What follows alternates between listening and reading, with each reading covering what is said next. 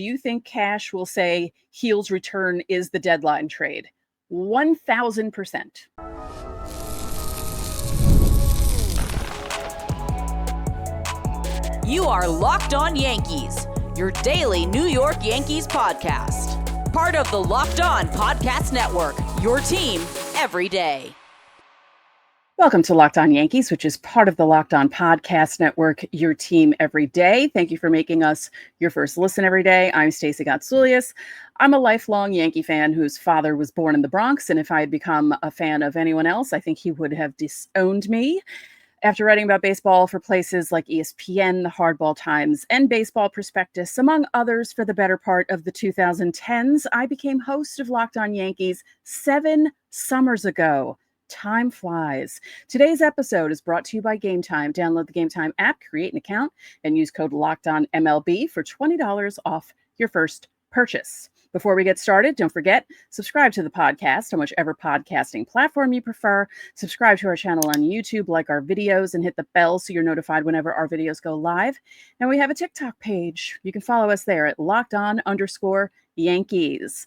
Coming up on today's show, I'll preview the pitching matchups in the Yankees Athletics series, which begins tonight in the Bronx. But first, it's Fan Mail Friday. If you're new to the show, we do Fan Mail Friday every week. We have our listeners/viewers ask us questions about the Yankees, and we answer them to the best of our ability.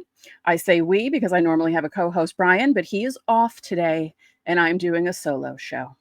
If you're an everydayer, you know that we start the show with our Locked On Yankees insiders, and you know that we always start Fan Mail Friday with a question from Betty, who says, with all the roller coaster emotions and upsetting managerial decisions, I'm at a loss for Yankee questions this week. So my question is, how do you feel about Buck Showalter and Paul O'Neill as announcers? I think they are intelligent, witty, fair, and interesting. Wish they did every game.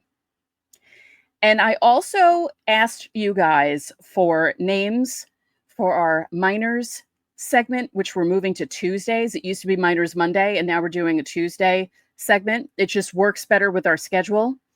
So Betty's suggestion was Tuesday trip through the minors.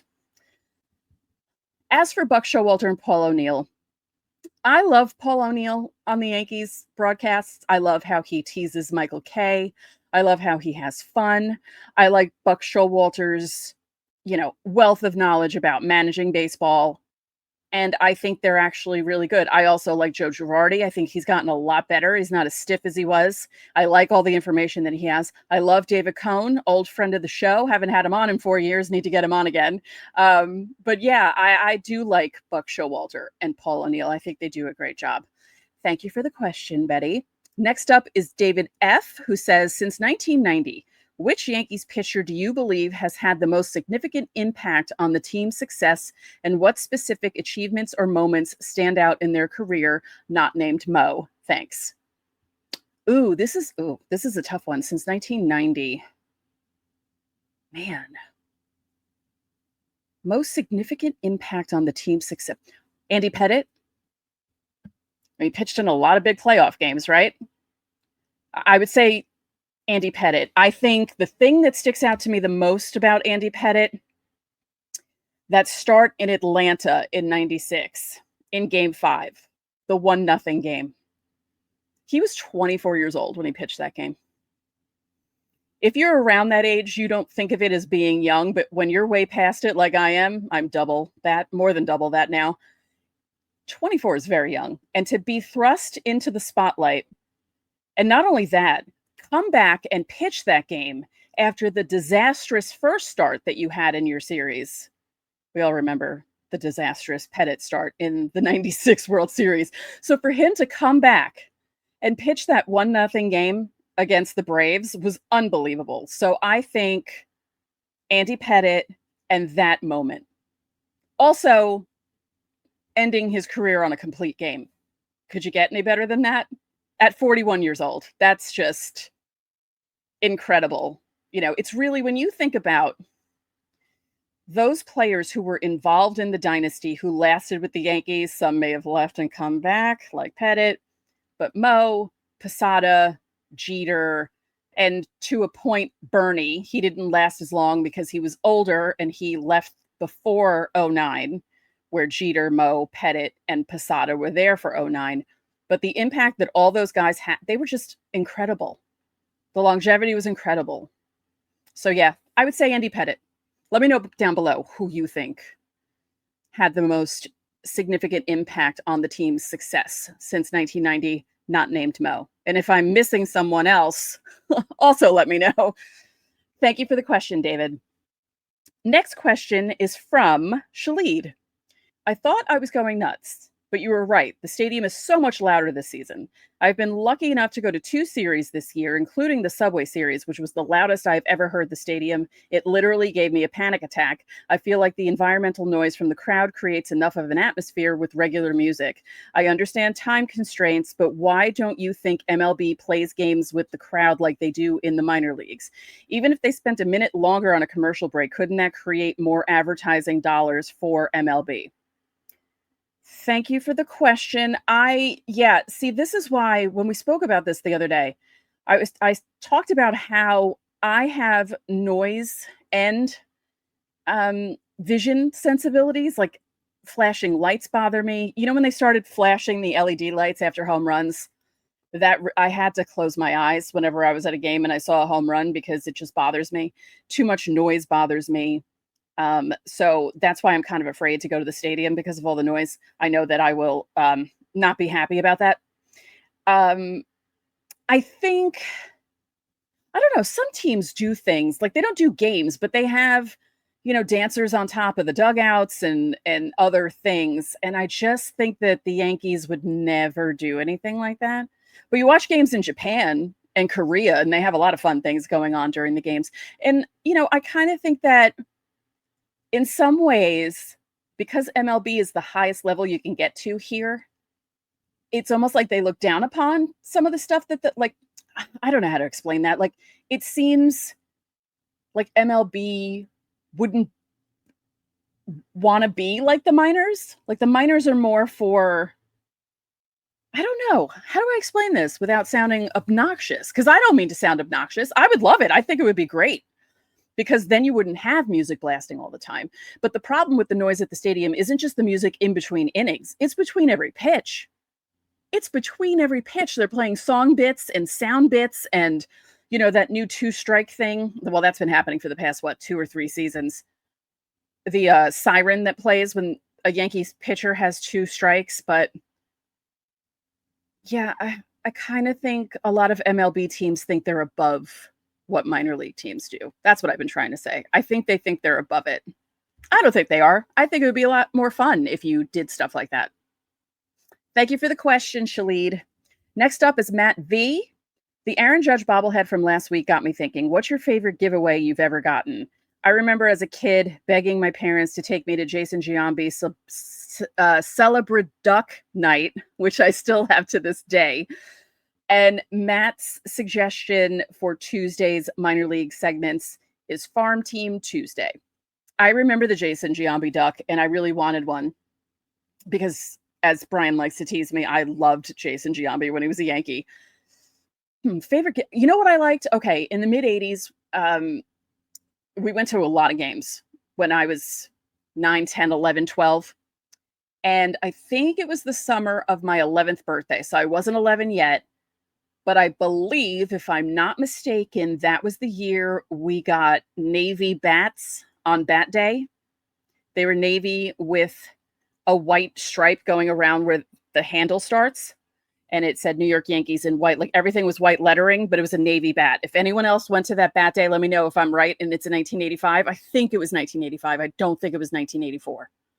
And the funny thing about that was we were sitting in right field, lower level, maybe like a section over from the bleachers.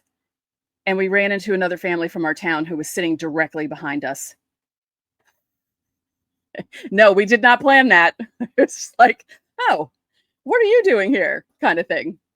So yeah, I would say that Bat Day was my favorite giveaway.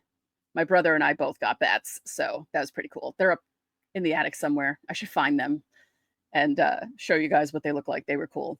Thank you for the question, Matt. And thank you for the segment name suggestion. Next question is from Insider Debbie. Are stretches like the Yankees just had of 16 days, no off days, something all teams have at some point? I would hope long stretches like that would be. Thank you. And thanks for what I think is a great and fun podcast. Also, what the fan did was egregious to say the least. If you didn't watch yesterday's show, we spoke about what that fan said to Kettle Marte in Chicago.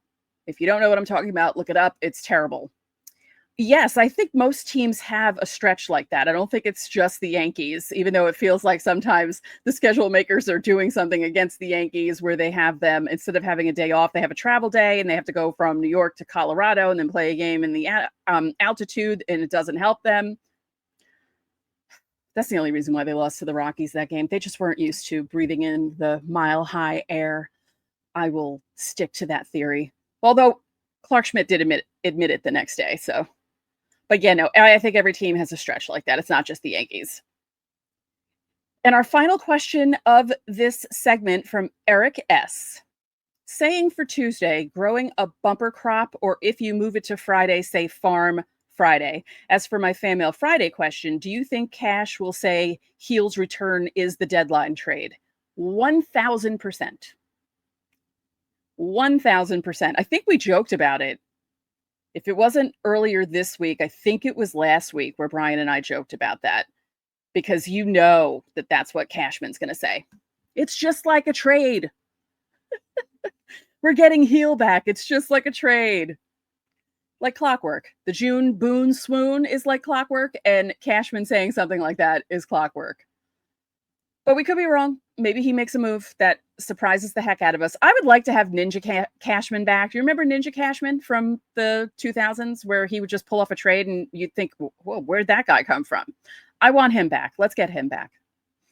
Don't forget, subscribe to the channel, hit the like button on our videos, and hit the notifications so you know when our videos go up. And if you would like to be part of next week's Fan Mail Friday, you can go to our page on YouTube, hit posts, and you'll see the latest Fan Mail Friday post. I will put it up on Monday.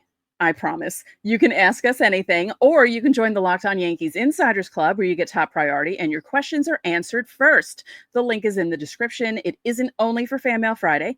You get texts from us with everything from lineups to roster updates, trades and signings, and you can text us questions or stories about games that you've attended. I like reading those. There's a 14-day free trial. Coming up, more Fan Mail Friday questions from y'all next.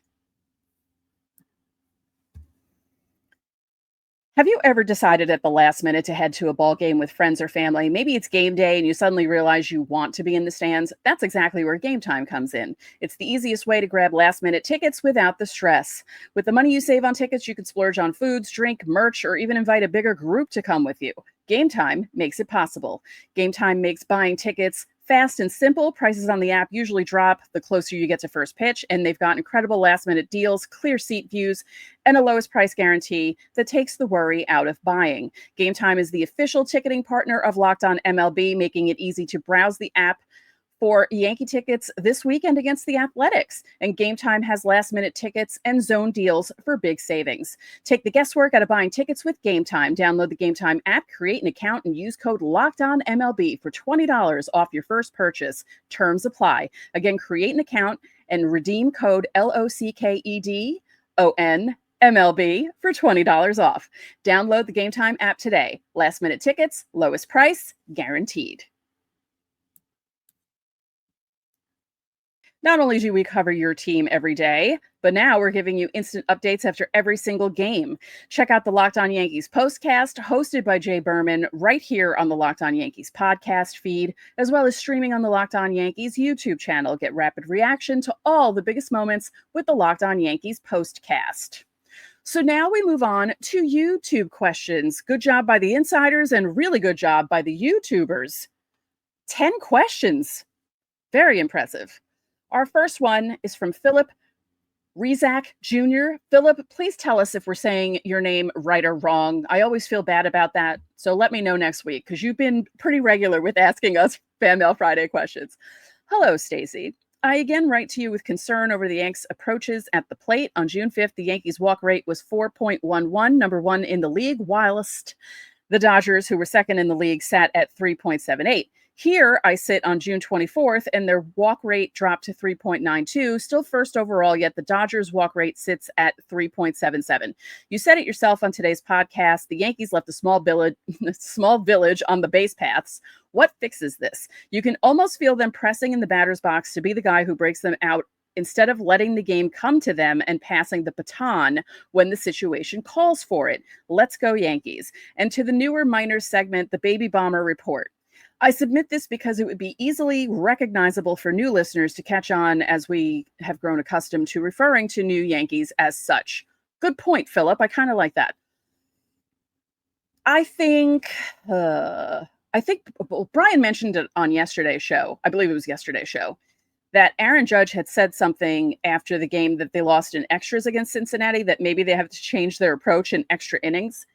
And I think it's not just extra innings, because you see that the Yankees are more successful when they make the little things happen, right? When a guy gets on base and you move him over, or a guy gets to third and you hit the sac fly instead of trying to kill the ball all the time. I feel like a lot of these guys go up to the plate thinking they have to hit a home run every time, and that's just not the way to do things. I don't know when things switched to this mentality, but I wish they would realize, because we talk about it all the time when we talk about the Yankees scoring. Like, sure, it's fun when they hit a bunch of home runs. I'll give them that. But it's also fun to watch them create runs in different ways. And I don't know what needs to fix that. I don't know if the manager needs to say something to them. I don't know if the bench coach needs to say something to the manager to say something to them. Does the captain say something? I don't know. I really don't know. But I wish that they would figure something out, because it's a lot of fun watching when a bunch of guys contribute in a different way. Someone walks, and someone knocks them over, and then someone else does something, and just instead of trying to go for the home run. Thank you for the question, Philip.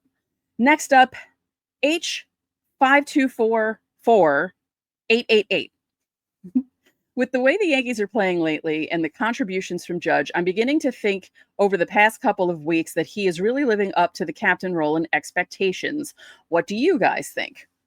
He's a very good captain. He's a very good player. In case you didn't hear, he was automatically selected to the All-Star starters because he led the league in votes with, I believe it was 4,012,000 something. I can't remember the last numbers. And Shohei Ohtani finished with 3.9 million votes. So Judge led everyone, and they put something out on Thursday saying Aaron Judge was automatically selected for the All-Star game. Like, there's no second round for him. By the way, Ben Rice and Paul Goldschmidt are up for the second round, so vote for them if you want to. But yes, of course he's living up to expectations. He's amazing. He's absolutely amazing. Like, even when he's doing bad, he's not that bad. You know what I mean? Like, he usually gets to do something in a game. So yeah, I think he's living up to expectations. Thank you for the question, H.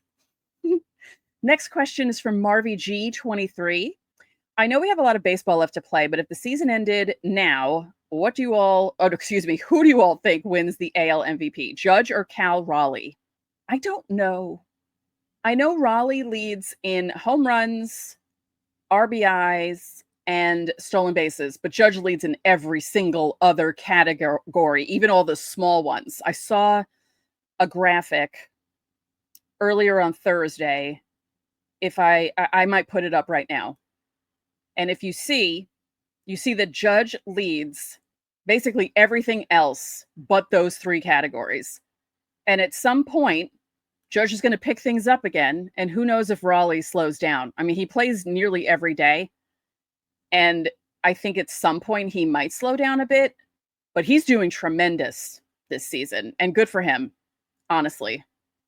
So we'll see. I don't know. I mean, the homer in me would pick Judge, to be honest. Plus, I have an irrational... Should I talk about this? It's so embarrassing. Cal Raleigh's name is Caleb. Why do you pronounce it Cal? It's Caleb. That's my irrational annoyance with Cal Raleigh. I know, it's silly. I do love his nickname, though. Big Dumper. That's hilarious. And again, he's having a tremendous season, but the homer in me wants to pick Judge. Sorry. Can't help it. Thank you for the question. Next up, Casey Cotreau. 7050, who do you think has been overhyped and underperformed this year? Doesn't have to be a Yankee if you can't think of a Yankee. I think Austin Wells has underperformed. He has a few months to pick it up, but I think he's underperformed. He's had some big hits and he's had some big moments, but he's had a lot of down moments as well, and I think he has underperformed. I don't think he's been overhyped, though. I guess Volpe. A lot of people overhype Anthony Volpe, and he's just not performing up to what their expectations are for him, if that makes sense. So, yeah, I think it's those two, but I think Volpe is more overhyped than Wells, and I think they're both underperforming. Now, Rivka Meiselman, who usually submits a question from YouTube, didn't have a question this week, but had a suggestion for a new name for our minor segment, Tuesdays Tomorrows. So that'll be in the running too. Next question, Kevin Banos. Just out of curiosity, Stacey, is that your voice during the Locked On Yankees podcast intro scene? I've always wondered that. It is not me. Even my mom got fooled one day. I said, no, that's not me. I did not record that for, 200 podcasts across the Locked On network. I believe, if I'm not mistaken, it is the wife of someone high up in the company who recorded every single intro to every show on the network. There's over 200 shows, I believe. So she had a busy time doing that, but no, it's not me. I did do a Discover card ad over the winter. So if you heard that, I do introduce myself in that ad though, but yeah, I did do that, but nope, it's not me on the intros. Thank you for the question, Kevin. And the final question of this segment from Natalie M40. Hi, guys. Do you think Boone would be a successful manager on a 500 or less team, meaning he could turn them around and take them to the playoffs? Now, this is interesting. You would think that my answer from all the complaining that I do about Boone would be no. But I'm wondering if he managed a team that wasn't so hamstrung by analytics. Most teams have analytical departments, but I feel like the Yankees are really married to them now. And I think that maybe if he went to a team that wasn't like that he could be successful. Maybe. I don't know about turning them around and taking them to the playoffs, but I think maybe he would make fewer moves that boggle our minds daily. I don't know. Let me know what you guys think in the comments. If you think that he could be successful if he was on a team with less pressure. I don't know. I feel like he would be. And less interference, I guess, from up top. Let me know down below. Coming up, we have more Fan Mail Friday questions from our YouTube viewers, and I will have a quick preview of the Yankees Athletics series, which begins tonight in the Bronx.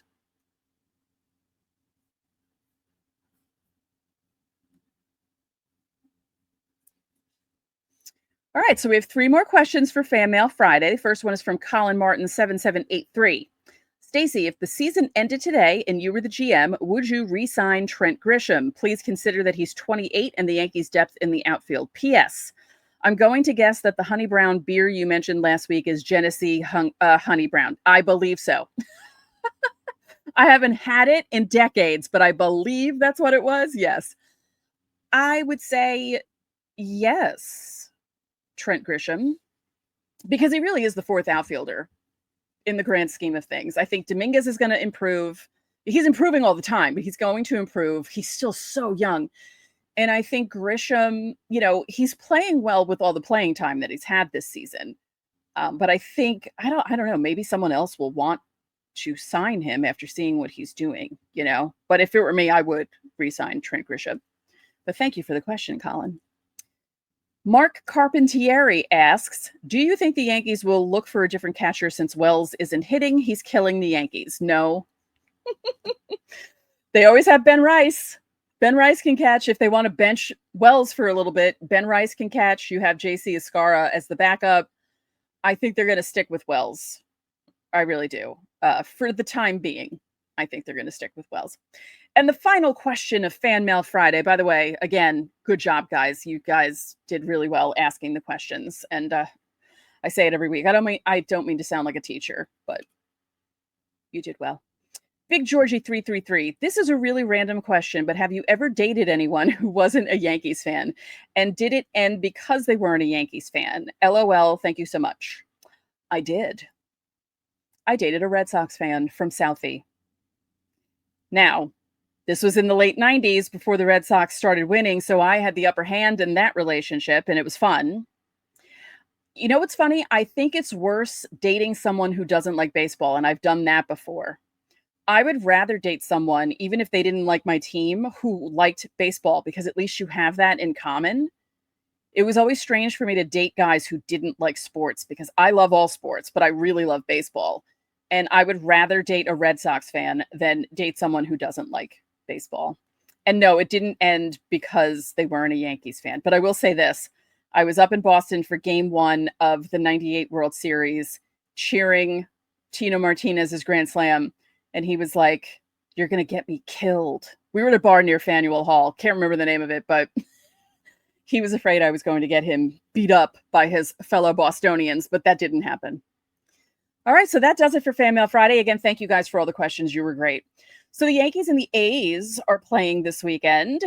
Friday night, 7:05 start on Yes. Will Warren with a 4-4 record and a 4.66 ERA will be facing off against Mitch Spence, who's 2-2 with a 3.84 ERA. Will Warren, strikeout king of the rookies in baseball. Unbelievable what he's done so far this season. Considering the Will Warren we saw in 2024, this is almost a complete 180, so good for him. Saturday, 1:05 start. Clarke Schmidt, 4-3 with a 2.84 ERA. He's just been amazing. He's getting better and better. You know, had his longest outing of the season, and I believe his career, his last time out, just doing amazing for the Yankees. He will be going up against J.P. Sears, former Yankee, who is 5-7 with a 5.44 ERA. He also got thrown out of a game, was it last week? He actually was taken out of the game as the starter, and once he got to the dugout, he started yelling at the umps, and they threw him out. So hopefully that doesn't happen this weekend, and hopefully the Yankees can hit him, because, you know, we joke about it all the time, but the 5.44 ERA actually scares me. You would think I'd think to myself, oh, okay, this guy has a 5.44 ERA. The Yankees should beat him up. You guys have watched the Yankees over the past couple of seasons. It doesn't matter who's in the lineup. For some reason, they have issues with guys whose ERAs are between 4 and 6. And speaking of that, Luis Severino, Sunday, 1:35 start on Yes. He will be facing off against the Yankees. He's 2-8 with a 4.83 ERA. Again, Yankees kryptonite. Last time I checked, you guys know we record the night before, the Yankees starter was to be determined on Sunday. I don't know if that has to do with Stroman possibly being called up or taken off the IL and put into the rotation. So we'll see. As I record this, it's 10:15 on Thursday night, and there is no starter for the Yankees. Brian will be back on Monday, and we will discuss the series against the Athletics. And as I said earlier in the show, because I asked for names, we are moving our minor segment to Tuesday. It just makes sense.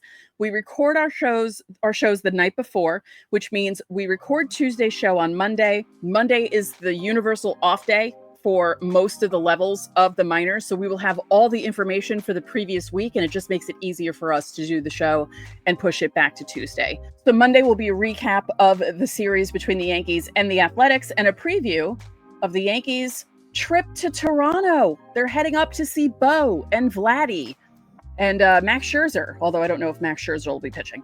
So thank you for making Locked On Yankees your first listen today. For your second listen, check out the all-new Locked On MLB Game Night. Every game, every night, all season long. You get local analysis on a national scale. You can find MLB Game Night on YouTube or wherever you listen to your podcasts. So that's going to do it for this Fan Mail Friday edition of Locked On Yankees.